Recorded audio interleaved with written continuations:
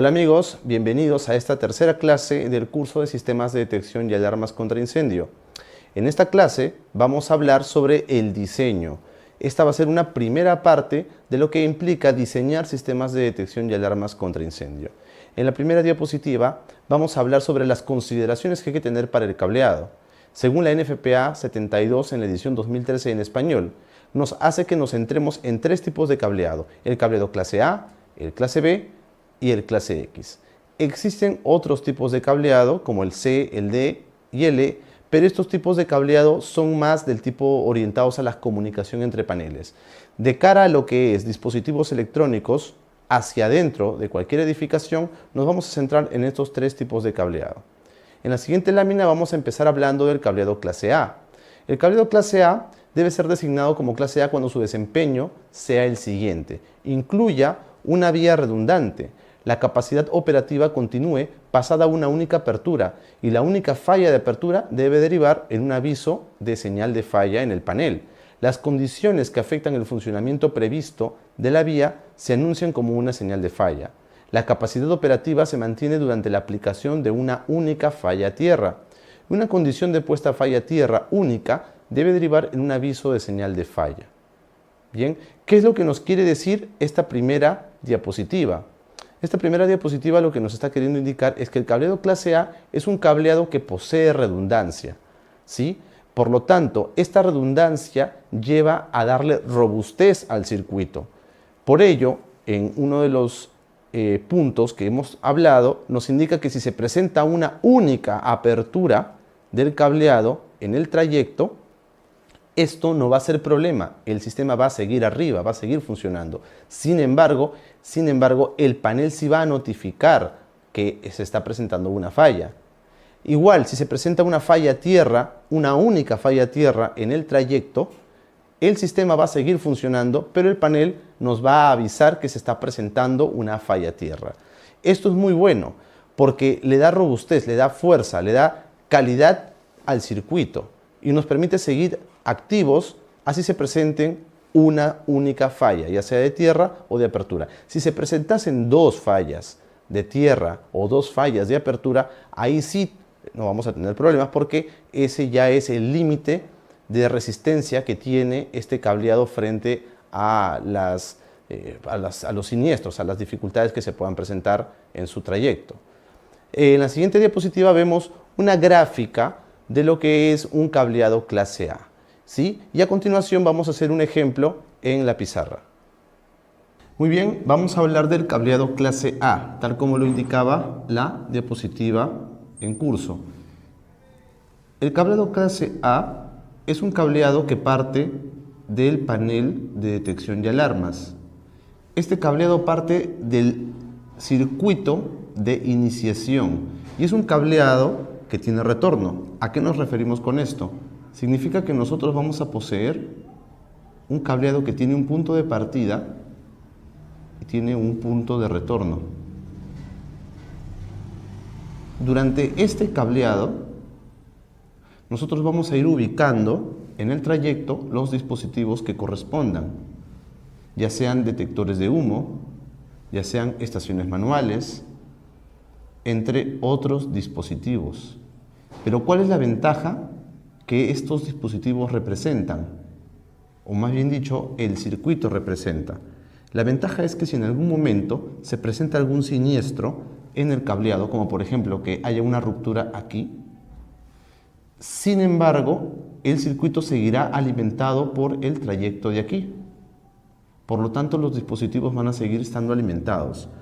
Esto va a implicar que el sistema no va a perder comunicación con los dispositivos. Sin embargo, el panel sí va a detectar que ha habido una abertura en el cableado y lo va a reportar como una falla. Pero a pesar de eso, el sistema seguirá operando con normalidad. En esta lámina podemos observar un cableado clase A con los distintos dispositivos diseminados a lo largo del trayecto del cableado. Podemos observar que hay detectores direccionables de 2 hilos, podemos observar módulos direccionables también, ¿sí? Vemos que tiene una salida y un retorno. En la parte inferior podemos observar que se habla de unas borneras B+, B-, A-, A+. ¿A qué se refiere esto? Bueno, Lo que está queriendo decir es que la mayoría de dispositivos o tableros, en este caso, vienen con borneras para que puedan ser adaptadas en clase B o podemos trabajar en clase A. Claro que para trabajar en clase A tenemos que ejecutar una serie de comandos o programaciones respectivas para que el panel tenga esa adaptabilidad, ¿no?, al tipo de circuito que vayamos a utilizar. A continuación vamos a ver el cableado clase B. Nos indica que es una vía o una vía debe ser designada como clase B cuando su desempeño sea el siguiente. No incluya una vía redundante. La capacidad operativa se detiene en una apertura única. Las condiciones que afectan el funcionamiento previsto para la vía se anuncian como falla. La capacidad operativa se mantiene durante una aplicación de una única falla tierra y una condición de puesta a tierra igual va a reflejar una falla en el panel. Este cableado, lo que nos está queriendo decir aquí la diapositiva, es que este cableado no tiene la robustez que tiene el cableado clase A. Una única falla a tierra la puede soportar, sin embargo una apertura de circuito no lo puede soportar. Una apertura va a hacer que un tramo de los dispositivos quede fuera del circuito de iniciación y por lo tanto esos dispositivos no van a estar reportándose al panel. La señal de alimentación y de comunicación va a quedar aislada y cortada totalmente. Por ello es que este cableado no tiene la robustez del cableado clase A. En la siguiente lámina vamos a poder observar una gráfica en donde vemos cómo es un cableado clase B. En este caso es de un sistema convencional porque apreciamos que hay una resistencia de fin de línea. En la siguiente gráfica vamos a tener otra forma de poder apreciar un cableado clase B, igual de manera convencional porque tenemos una resistencia de fin de línea. Y aquí quiero hacer una aclaración antes de pasar a la pizarra. Lo que tengo que indicarles es que entre el cableado clase A y un cableado clase B directamente hay pros y contras. El cableado clase A es más robusto, puede soportar las aperturas del circuito a diferencia del cableado clase B, pero tenemos una desventaja. Para poder lograr un cableado clase A necesitamos utilizar más cable. Va a ser un trayecto y un recorrido mayor. Y más cable se traduce a la larga en dos cosas. La primera, ya sea para un circuito de iniciación o un circuito de notificación, que vamos a tener más resistencia en el circuito. Porque mientras más cable utilicemos, más resistencia va a presentar. Y la segunda es que vamos a requerir mayor cableado, por lo que vamos a tener que gastar más. Entonces, las deficiencias de un cableado clase A están centradas en mayor costo y mayor resistencia en el circuito. En el cableado clase A para circuitos de iniciación no es tan crítico tener mayor resistencia, ya que tenemos ya una cantidad de dispositivos calculada. Sin embargo, de cara a los dispositivos de notificación, a los circuitos NACS, sí tenemos dificultades, porque cablear en clase A va a implicar quizás tener una o dos sirenas dependiendo de las configuraciones que escojamos de las sirenas y de las luces estroboscópicas. Nos va a traer menos capacidad de dispositivos. Vamos a de repente, de lo que necesitábamos tener 8 sirenas, vamos a tener solo 7 o 6. Entonces nos va a restar capacidad de dispositivos. Bien, ahora pasemos a la pizarra para ver el ejemplo. Ahora hablemos del circuito de cableado en clase B. En clase B nosotros vamos a poseer nuestro panel de detección, así como en el cableado de clase A. Sin embargo, aquí tenemos un cableado que tiene un solo recorrido, no tiene retorno, como si sucedía con el cableado clase A. Al no tener retorno, este sistema, lo que va a suceder es lo siguiente: si se presenta una interrupción en el circuito, digamos que aquí se presenta una interrupción ahí, una apertura, los dispositivos desde la apertura hacia el punto final van a quedar fuera del circuito y solamente van a estar habilitados los circuitos iniciales. Esto va a conllevar a que el panel igual anuncie una falla, pero estos dispositivos van a quedar fuera del sistema, ya sea un cableado inteligente o direccionable o un cableado convencional. En el cableado clase X vamos a tener que una vía debe ser designada como clase X cuando su desempeño sea el siguiente: incluye una vía redundante. La capacidad operativa continúe pasada una única apertura y la única apertura o la única falla de apertura debe derivar en un aviso, en una señal de falla. La capacidad operativa continúe pasado un único cortocircuito y una única falla de cortocircuito debe derivar en el aviso de una señal de falla. La capacidad operativa continúa pasado una combinación de aperturas y de fallas a tierra.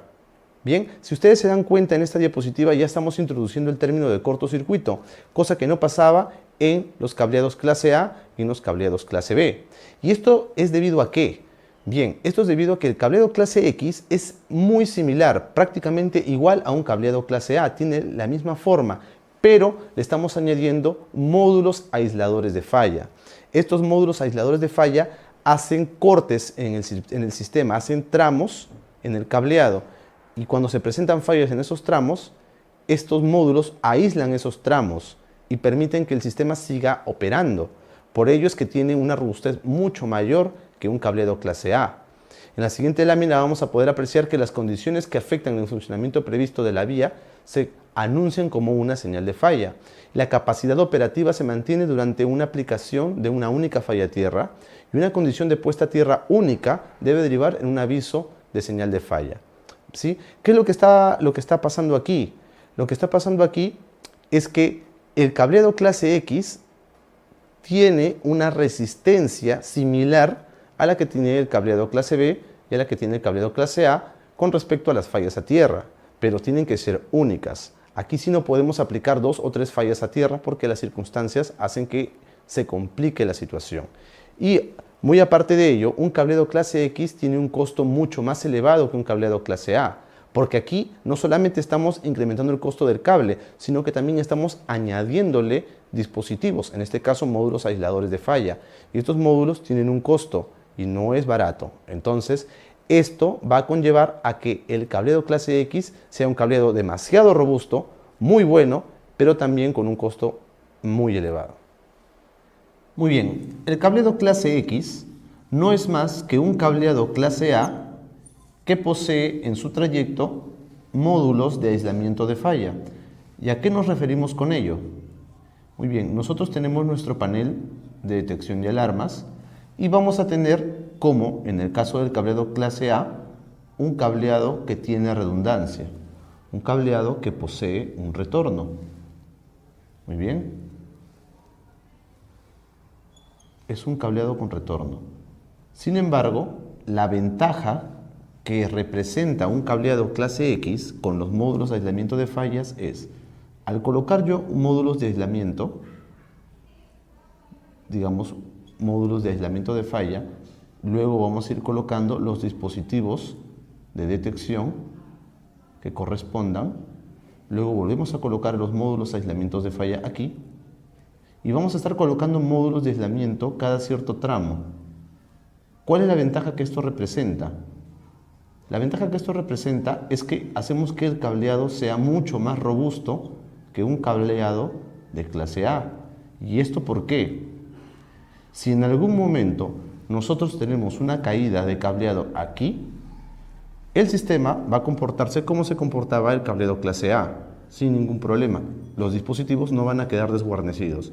Sin embargo, en el cableado clase A teníamos la desventaja que eso se podía aplicar solo una vez, ya que si se volvía a presentar una apertura en otro tramo del cableado, ahí sí se estarían presentando problemas.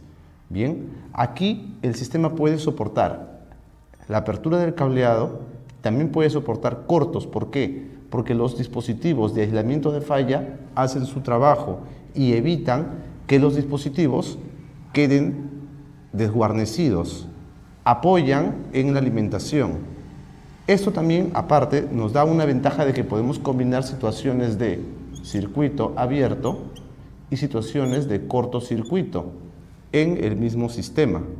Muy bien, veamos ahora las diferencias que hay entre el NFPA en la edición 2007 contra el NFPA de la edición 2010. Hablamos, claro, del NFPA 72. Hasta la edición del año 2007, la norma consideraba que solo existían 2 clases de cableado, el A y el B. El cableado clase B tenía un estilo único, el cual se le llamaba estilo 4. Y el cableado clase A tenía 2 estilos, el estilo 6 y el estilo 7. Ahora, en la NFPA 2010, que está indicada en la siguiente lámina, nos indican que el cableado clase B mantiene ese único estilo, que es el estilo 4. Sin embargo, aquí hacemos ya una diferencia. Ya hablamos de un cableado clase A y un cableado clase X. Y el cableado clase A es el estilo 6 del cableado clase A mencionado en la edición 2007. Y el cableado clase X es el cableado clase A de la edición 2007, pero en estilo 7. Entonces aquí estamos renombrando, estamos bautizando al cableado clase A estilo 7 como cableado clase X. En la siguiente lámina estamos viendo los desempeños de los circuitos en sistemas IDC o en circuitos IDC en este caso. Acordémonos que IDC hace referencia a sistemas convencionales. Y ahí ustedes pueden apreciar, tanto en cableado clase A como en cableado clase B, qué es lo que va a pasar cuando nos encontramos en alarma, en trouble, ¿sí? Ustedes pueden ver que las condiciones anormales que se están presentando no afectan directamente a los circuitos en clase B. Cuando se encuentran, cuando hablamos por ejemplo de falla a tierra única, observamos que sí se presenta una circunstancia. En cambio, el cableado clase A tiene una mayor robustez. En la siguiente lámina apreciamos los circuitos, en este caso ya orientados a los SLC o los sistemas direccionables. Y vamos a apreciar que el cableado clase A nuevamente presenta una fuerza, una robustez mayor y el cableado clase X mucho mayor, tal como se muestra en la figura. Las pautas para la instalación del cableado. Esta parte también es muy importante porque aquí vamos a hablar de unos tips muy importantes y muchas veces ignorados a la hora de hacer la instalación. Todos los cables necesarios para la instalación de un sistema de detección y alarma de incendios se deben utilizar considerando las instrucciones del fabricante de los dispositivos a colocar, los reglamentos de las autoridades competentes en el lugar de la instalación, hablamos del RNE o del NFPA 72, y los requisitos y normativas específicas que apliquen. Bien, en la siguiente lámina nos indica que debemos verificar que los detectores bifilares sean aprobados por normas UL y compatibles con los sistemas de detección de incendios a los que se están conectando. Emplear solamente equipo listado por laboratorios o entidades reconocidas. No mezclar equipos certificados por estándar europeo con los equipos UL, que son de estándar americano. Instalar los elementos eléctricos del final de línea y de todos los dispositivos iniciadores de alarma al cableado, excepto en aquellos que utilicen el cableado clase A. Ahora va a ver un ejemplo en pizarra para poder detallar un poco más este último punto. Muy bien, cuando hablemos ahora de cableados, de recombinaciones en los cableados, tenemos que tener en cuenta algunas situaciones. Por ejemplo, si vamos a hablar de cableados para dispositivos que son convencionales, para estos dispositivos convencionales vamos a tener situaciones para los circuitos IDC y para los circuitos NAC. Y para los circuitos inteligentes solamente,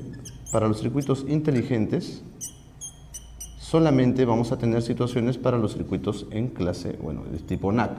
Ahora, ¿a qué nos referimos con esto? Bien, en los sistemas IDC y en los NACs en general siempre se tienen que utilizar resistencias de fin de línea. Esto es muy importante.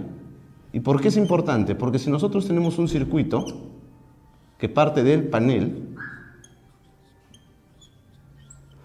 ¿qué es lo que va a suceder? Nosotros vamos a ir colocando dispositivos a lo largo del sistema.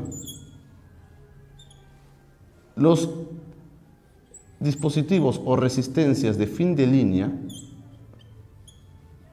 tienen que ir siempre, como su nombre lo indica, al final del circuito. ¿Por qué? Porque si nosotros colocamos la resistencia aquí, en las borneras, de manera incorrecta, lo que puede suceder es que el panel, al tener ya la resistencia, está cerrando circuito. Como está cerrando circuito, si en algún momento se presenta algún siniestro en el cableado, lo que va a suceder es que el sistema, el panel, no lo va a detectar, ya que está cerrando el circuito con la resistencia mal colocada en las borneras propias del panel.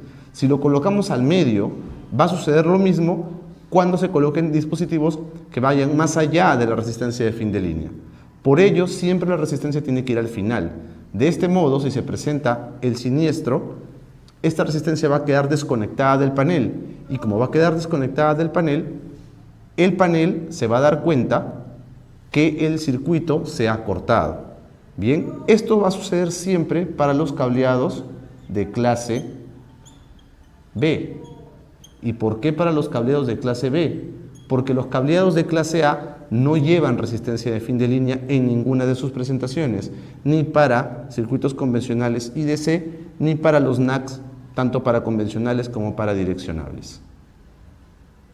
En esta lámina vamos a ver que comprobar la polaridad de las conexiones y circuitos es una de las recomendaciones importantes y más comunes que se tienen que realizar. Son ejercicios básicos que hay que realizar mientras hacemos instalación. Verificar las distancias máximas del cableado recomendadas por el fabricante. Verificar la cantidad máxima admisible de detectores en un circuito para cada sistema. Nunca conectar detectores con derivaciones en T en sistemas convencionales. Estas derivaciones solo deben considerarse para sistemas inteligentes y cuando esté expresamente permitido por el fabricante. Siempre que se realice una derivación en T en sistemas inteligentes, utilizar la bornera de la base o detector para realizar la derivación. Nunca cortar o realizar empalmes sobre el cable para las derivaciones en T. A continuación vamos a ver en la pizarra algunos ejemplos sobre esta parte del curso. Muy bien, cuando hablemos de circuitos de clase B,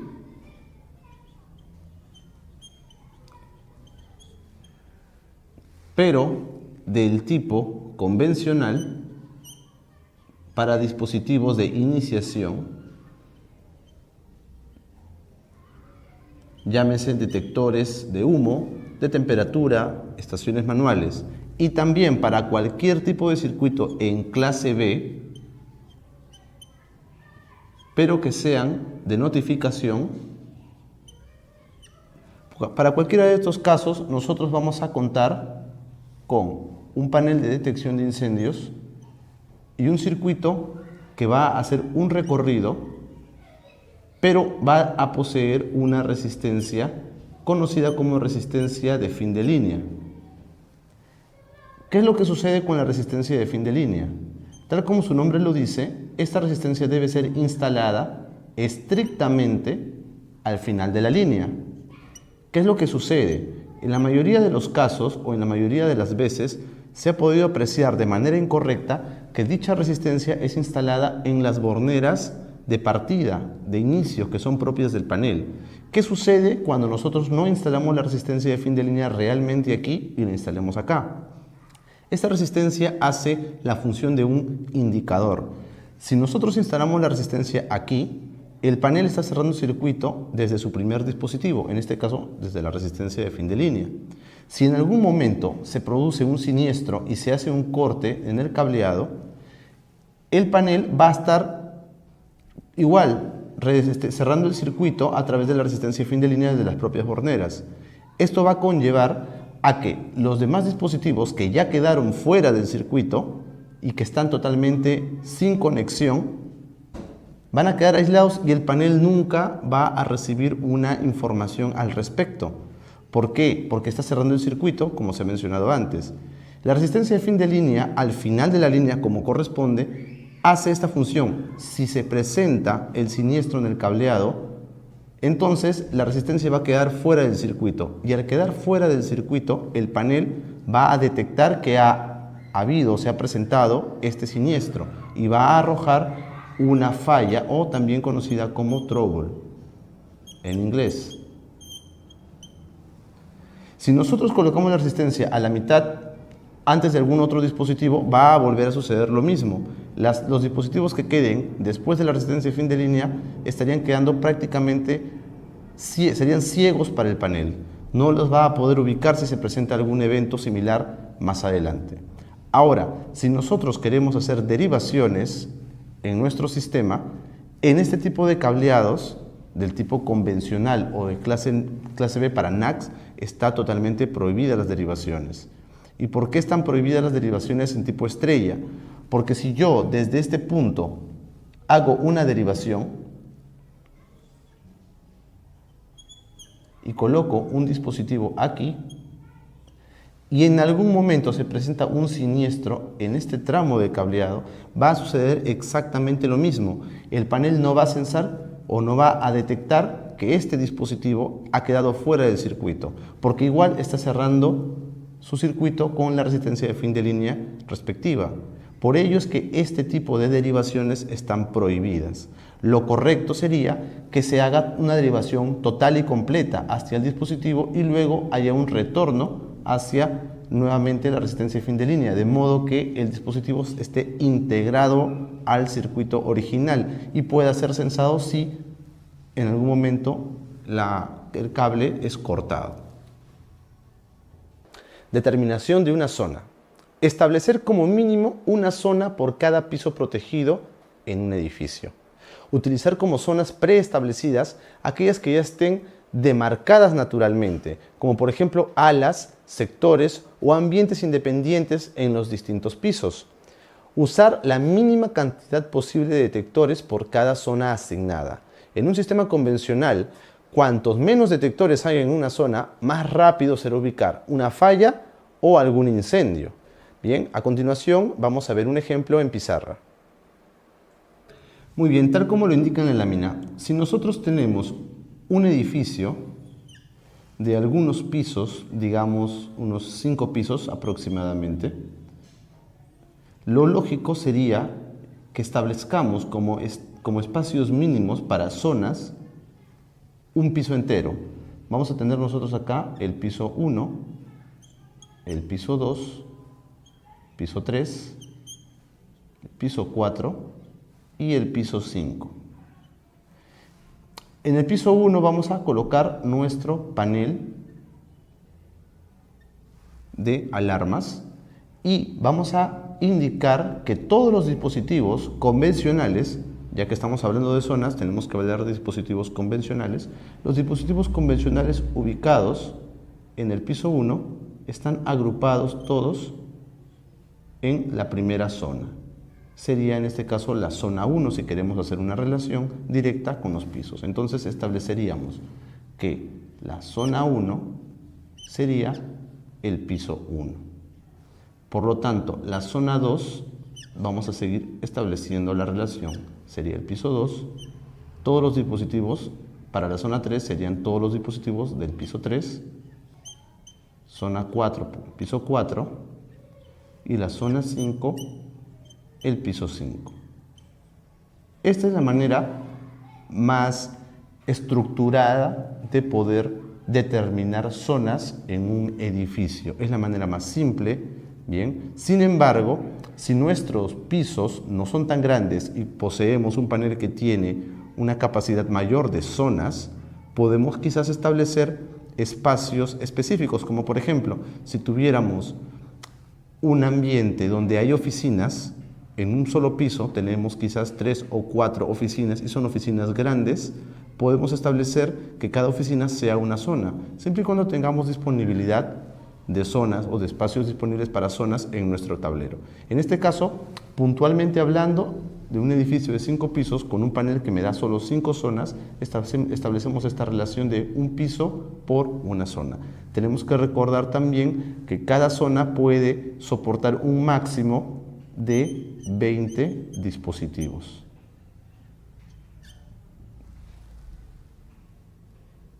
Al instalar los detectores de ductos de sistemas de climatización en zonas separadas de los detectores en espacios abiertos para facilitar la ubicación de alarmas o fallas, ubicar los detectores en los espacios entre techos o pisos técnicos en zonas separadas para facilitar la ubicación de alarmas o fallas. Esta parte lo que nos está queriendo indicar es que siempre podemos estar en un mismo cuarto, en una misma habitación, pero esta habitación puede tener más de una zona.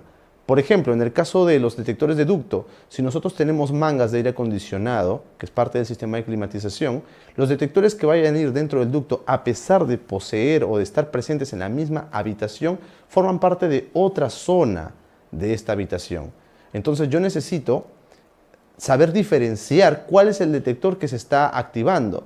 Como son mangas, es muy complicado poder observar que tal o cual detector se ha activado. tendremos que ir y hacer una verificación visual directamente. Y en las mangas, dentro de las mangas, es muy complicado poder observar ello. Igual pasa con el caso del piso técnico o el falso techo. Esos espacios que hay entre el falso techo y el techo real, o el piso técnico y el piso real, son zonas oscuras, son ambientes donde no tenemos una visualización libre. Entonces necesitamos separar esas zonas y saber que si la zona 1 de repente es el espacio del falso techo, la zona 2 es el ambiente donde nosotros transitamos comúnmente y la zona 3 es la parte del piso técnico, entonces si se presenta un evento en el piso técnico, por debajo del piso técnico, en el panel nos va a indicar que es la zona 3. Le podríamos haber etiquetado como piso técnico y ya sabríamos que el fuego está debajo de nosotros. Sin embargo, ¿qué pasaría si tomáramos solamente como una zona todo el ambiente? Se presentaría el evento y no sabríamos determinar en qué parte de esas tres zonas está que se presenta el siniestro. A continuación vamos a poder detallar un poco más y de manera gráfica en la pizarra. Muy bien, habrá circunstancias también en las que una sola habitación va a tener distintos espacios. Como por ejemplo, si nosotros tenemos un cuarto de telecomunicaciones, un CPD, nosotros contamos con un cuarto de telecomunicaciones, lo más común es que exista un falso techo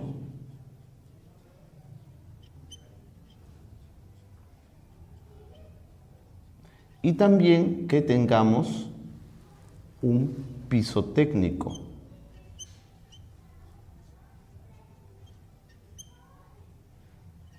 ¿Qué es lo que va a suceder? Si ustedes se dan cuenta, amigos, acá tenemos tres espacios.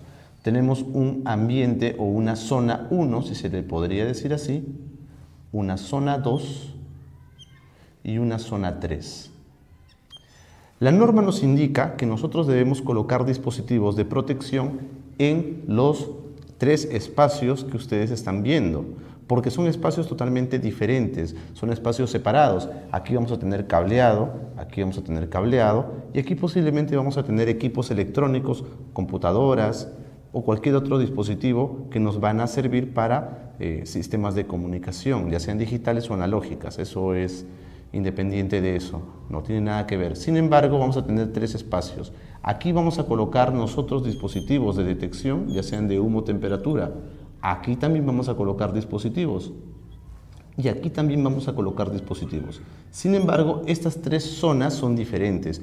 Y si estamos trabajando con un sistema convencional, nosotros necesitamos que el panel nos indique en cuál de estas tres zonas se está presentando el siniestro. No podemos tratar todo el ambiente o todo el cuarto o toda la habitación como si fuera una sola zona, porque se nos va a complicar la ubicación del foco del fuego. Si se presentase un incendio en este lado,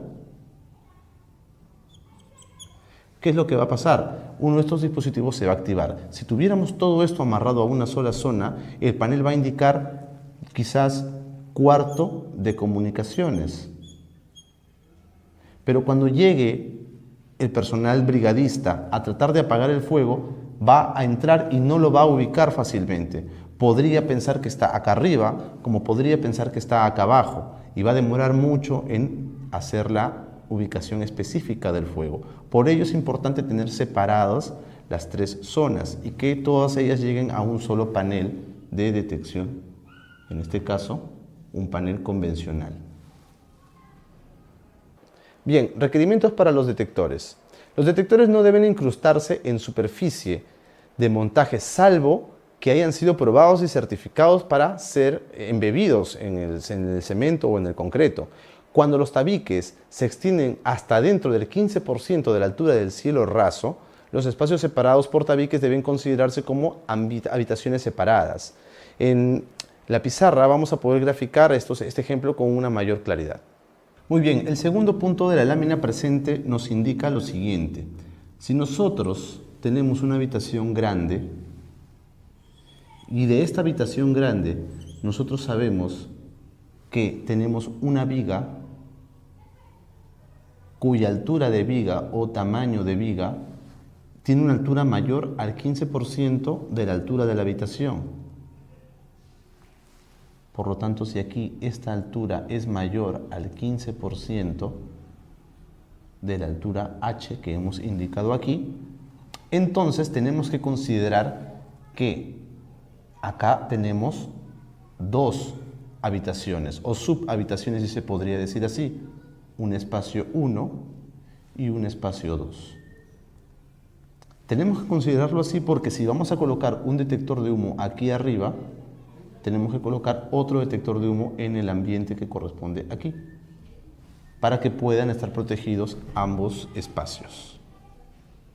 Muy bien, aquí en esta gráfica estamos observando las coberturas que tienen los detectores de humo o temperatura, según sea el caso. En la primera gráfica estamos viendo que es como colocar un detector en una superficie circular cuyo radio es de 6.4 metros y los lados son de 9.1 metros. Ahora, en la práctica, esos 9.1 metros los podemos aproximar fácilmente a 9 metros y no va a haber ningún problema. De por sí se recomienda trabajar con 9 metros porque los cálculos van a hacerse un poco más sencillo. También vemos en esta gráfica que cómo se relacionan los dispositivos cuando están ubicados. Vemos esa S, a lo que hace referencia es a la distancia listada, es el espacio listado. S puede tomar valores distintos. Lo correcto es que por defecto asumamos que S es igual a 9 metros.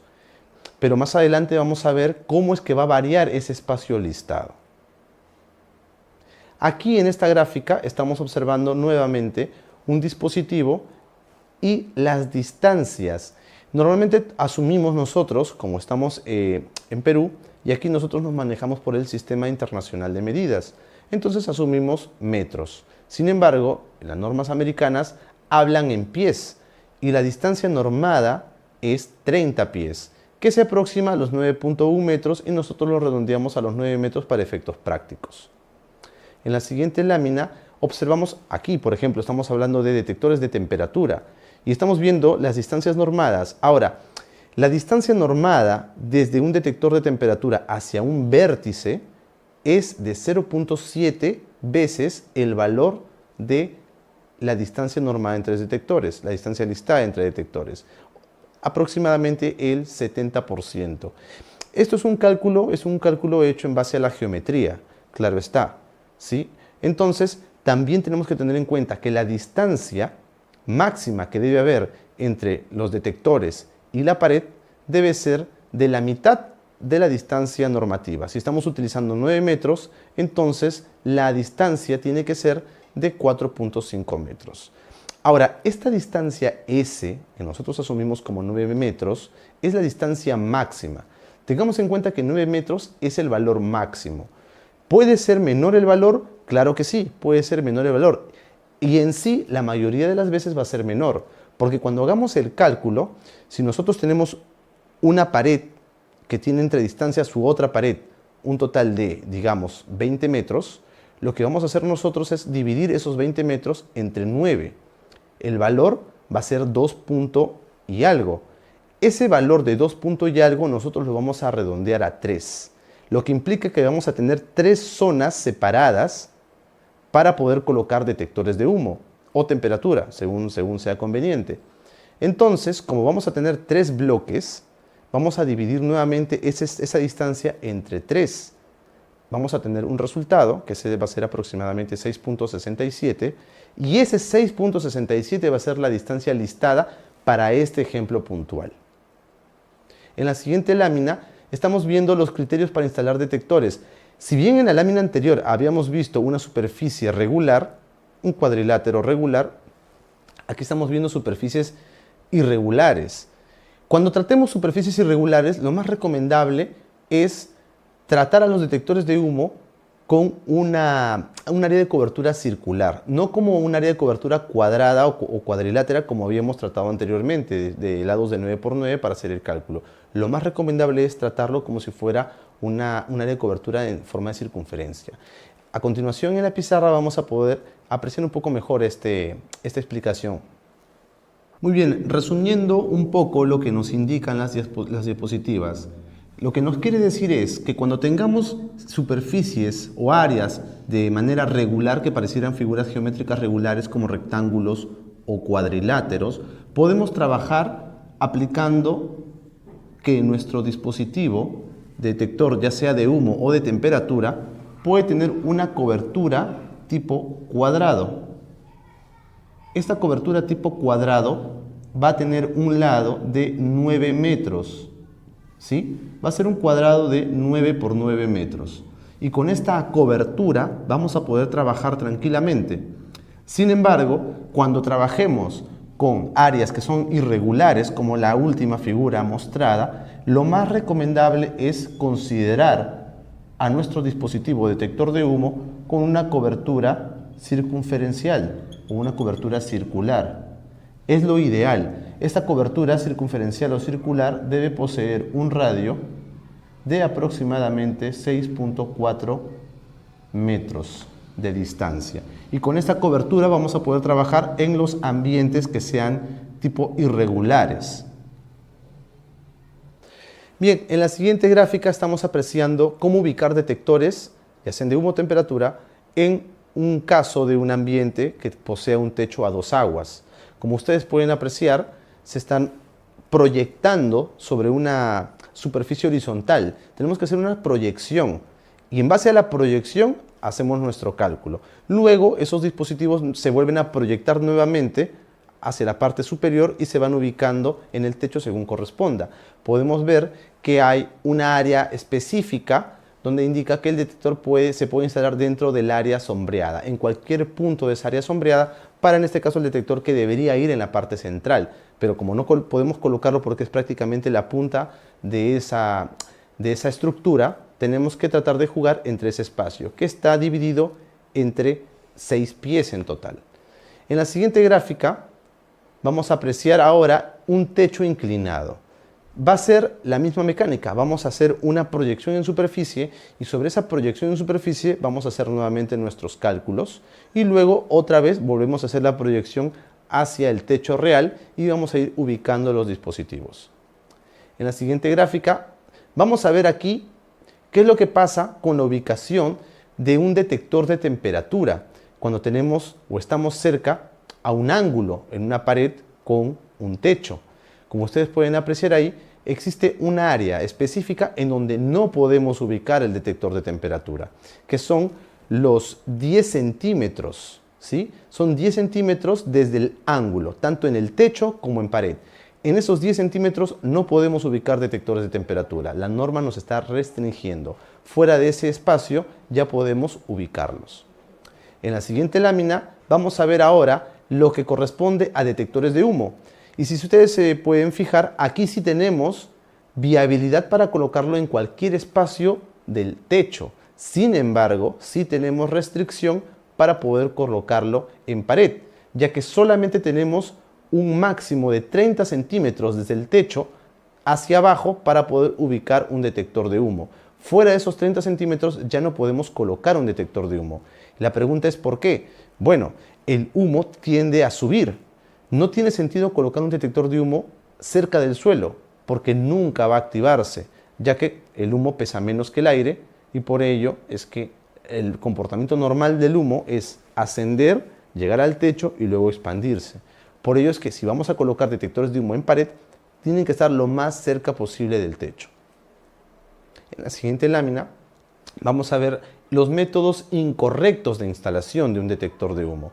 Esto ya lo estábamos viendo teóricamente en láminas anteriores, pero aquí podemos apreciar, por ejemplo aquí, lo que está mal es esa derivación, porque no podemos hacer empalmes en un dispositivo, en un cableado, en un circuito de clase B. Este es un circuito de clase B de iniciación, ahí estamos apreciando la resistencia de fin de línea. No podemos hacer derivaciones, ya que si existe algún corte de cableado en esa derivación, el sistema convencional nunca se va a enterar, ya que el circuito va a cerrar perfectamente con la resistencia de fin de línea.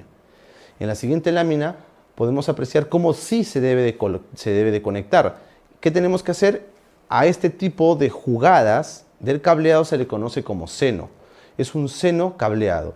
Tenemos que retirar el dispositivo ubicarlo fuera, en la zona donde vamos a hacer la derivación, y el cableado tiene que llegar al dispositivo, salir nuevamente e integrarse al sistema. O sea que en pocas palabras estamos haciendo que el dispositivo forme parte de una sola línea de transmisión, no que sea una derivación, sino que se integre directamente al sistema. En la siguiente lámina apreciamos la forma incorrecta de conectar un cable en borneras. Creo que salta a la vista que la segunda y la tercera opción son totalmente incorrectas. No podemos conectar así porque prácticamente estamos haciendo un corto ahí. Bien. En la siguiente lámina apreciamos los métodos de conexión. Bueno, aquí estamos viendo que lo recomendable es usar capuchones de empalme o los conocidos como wiring nut, ¿sí? Y finalmente, en la siguiente lámina, estamos apreciando cómo debemos instalar los dispositivos, pero en este caso estamos hablando de un techo, de un falso piso, un piso técnico. En el caso del piso técnico, podemos apreciar que tenemos que colocar un detector de humo mirando hacia abajo. Podemos colocarlo de manera vertical también. Pero de la forma en la que no podemos colocarlo, se muestra a continuación. No podemos colocarlo mirando hacia arriba, ni inclinados, ni mirando hacia abajo, pero reposando sobre el piso. Son formas incorrectas, ya que como ya hemos hablado, el humo no se queda en la parte inferior, el humo va a subir. Y siempre tenemos que tener el detector de humo en las partes superiores de las zonas donde vamos a proteger. La siguiente lámina hablamos de un criterio ya aplicado a las alturas. Habíamos hablado de que las alturas impactaban en las distancias listadas. En este caso impactan de esta forma. En este cuadro podemos ver, dependiendo de la altura, qué factor multiplicador tenemos que aplicarle a la distancia listada para poder tener un cálculo más correcto. En este caso, por ejemplo, si tenemos una altura, digamos que de 6 metros, tendremos que aplicar un 64% del valor listado, o sea, multiplicaríamos a 9 por 0.64 y el resultado sería nuestra nueva distancia listada y trabajaríamos en ese ambiente con ese factor. Aquí vamos a aplicar un ejemplo en pizarra para poder tener una mejor visualización de esta explicación. Para la diapositiva final, nosotros tenemos aquí indicaciones diferentes dependiendo de la altura de una habitación específica. Asumamos esta habitación A y una habitación B.